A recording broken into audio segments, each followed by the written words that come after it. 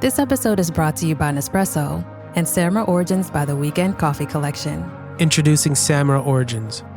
My collaboration with Nespresso is a connection to my roots, to my mother, Samra. Coffee that hits the right notes. It transports you. Crafted with unique notes and bold, soaring flavors. Experience a taste that moves you. Nespresso and Samra Origins. Discover more at Nespresso.com.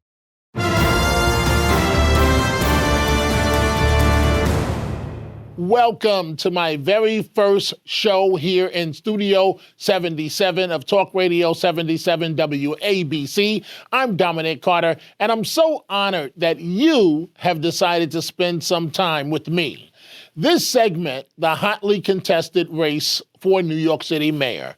The current mayor, Bill de Blasio, is term limited.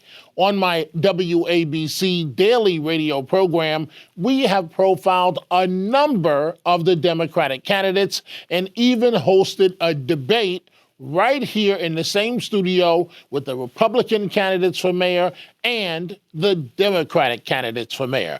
And joining us right now, based on polling, the front runner in the race for mayor, the current borough president of Brooklyn, Eric Adams. So nice to see you. Listen, great seeing you, Dominic. You know, when people ask me what have I been doing in the city, I say, you need to talk to Dominic Carter, because you've been covering me for almost 30 years now. That is correct, Mr. Adams. We both go a long way back together. Here we are at the 11th hour of the Democratic primary. You're up almost a double-digit lead in your first citywide campaign. How would you assess this campaign, meaning this was a race like no other that was practically done online, with New York still partly in shock from the losses of the pandemic? Well, actually, it was done online for all of my other colleagues and other candidates, but it was in the streets for me. I did not stop from the day COVID hit this city. Many people know that I was on the ground every day, giving out PPEs, food, giving supplies to our hospitals. So it wasn't no difference and changes in the race.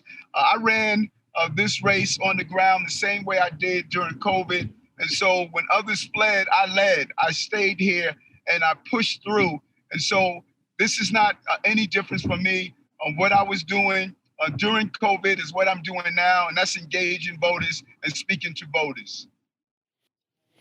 Now, you have talked about on the campaign being raised by a single mom. Your mom is no longer alive, but during this campaign, I'm just curious, have you thought about her frequently?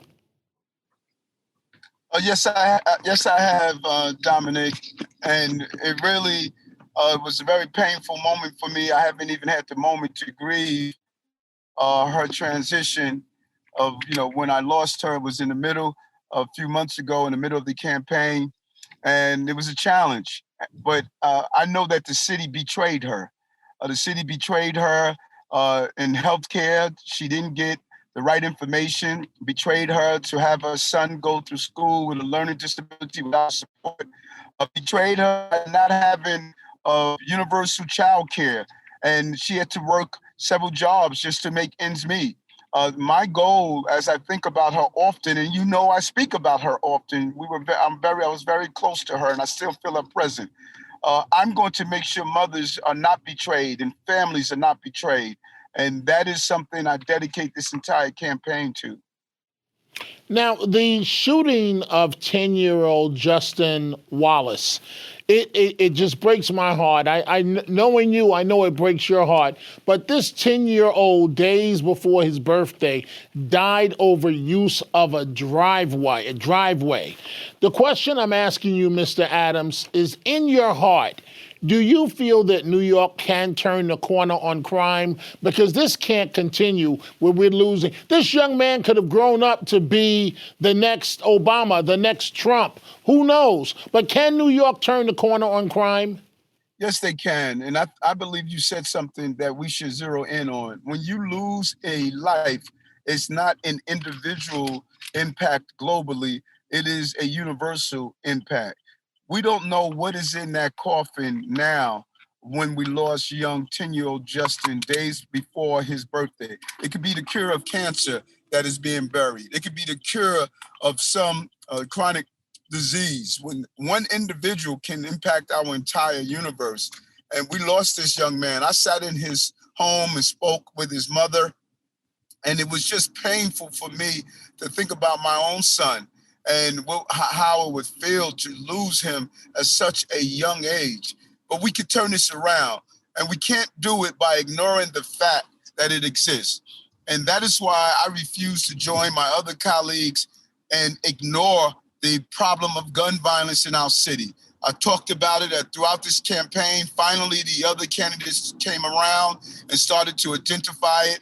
They didn't see it as an urgency because it was not a popular conversation. I was not looking for popularity.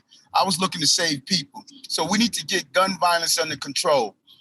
That is why I say let's put in place a plainclothes unit that will focus on guns, better trained police officers, utilizing their cameras so every interaction will be videoed and photographed, and zero in on those known shooters and known gang members that they're basically wreaking havoc in our city. We won't recover economically if we don't bring back safety to our city. Mr. Adams, if you are elected mayor, you will confront a number of problems. The city's recovery from the coronavirus. New York is facing a big unemployment problem, a spike in shootings, other crimes, hate crimes, the crisis level of homelessness. On these issues, can New York also turn the tide? Yes, they can. And think about the issues you just mentioned. They are all attached to public safety. Public safety is the prerequisite to prosperity. What am I saying? Just look at tourism. Tourism is a major boost in our economic ecosystem. No one is coming to our tourism. Billions of dollars are made off of tourism. Who's coming to Times Square, one of the most important tourist attractions, if a 3-year-old child is shot there? Who's going to come here if we have anti-Asian violence? One of our largest tourist population comes from China. No one wants to walk the streets if they believe they're going to be abused. And how do we get Central Business District back up and operating when employees are afraid to ride the subway system because we have a mental health crisis in our system? So when you connect all the dots, you keep coming back to the foundation of the recovery of this city is tied to being a safe city. We learned that during the early 90s when the safety is an economic stimulus package that I'm going to make sure we're safe. Then we're going to hit the inequalities that exist and get our companies back up and operating and stop being an expensive, bureaucratic, difficult city to do business in. Andrew Yang, in the final hours of the primary, has an ad up on television slamming you on ethics. Maya Wiley, who has seen a late surge from the left as the left has coalesced around her, she is questioning your ethics as well. Your reaction? Listen, I'm as transparent as you get. And we know these are the last days. And so you see some of the silliness in campaigning. I am transparent. The reason people can analyze what I am doing is because I fill out the documents and forms. Everything from OIB, they asked for my tax returns. I gave them my tax returns. They asked me for my Easy Pass records. I gave them my Easy Pass records. You know, no matter what you give them, they want to still ask for more and more and more. So we've reached the silliness of the campaign. We have 5 more days to go. And in those 5 days, they should not be talking about Eric Adams. They should be talking about what is their mission for the city. That's what my conversation is about. My mission is to end inequality, have a safe, affordable, fair city. And I'm showing people how I'm going to carry that out. And so we're ignoring all of the silliness of the desperate campaigns that we are witnessing because we have a real mission from the city based on my record of providing a safe city for New Yorkers. Mr. Adams, the situation in Washington Square Park, Mayor de Blasio basically said that it'll play itself out. Your response has been, no, it won't work itself out on its own. So where do we stand as far as you're concerned with the situation in the park? If you start with Washington Square Park, trust me when I tell you, it's going to come to a park near you. You cannot have our public spaces turned into drug dens, shoot-up dens. People are injecting themselves with drugs.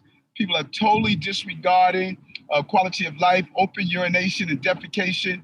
People are doing all sorts of things in that park. So it's not about the residents that live around the park. Yes, they deserve quality of life, but it's about countless number of New Yorkers who travel to Washington Square Park every day.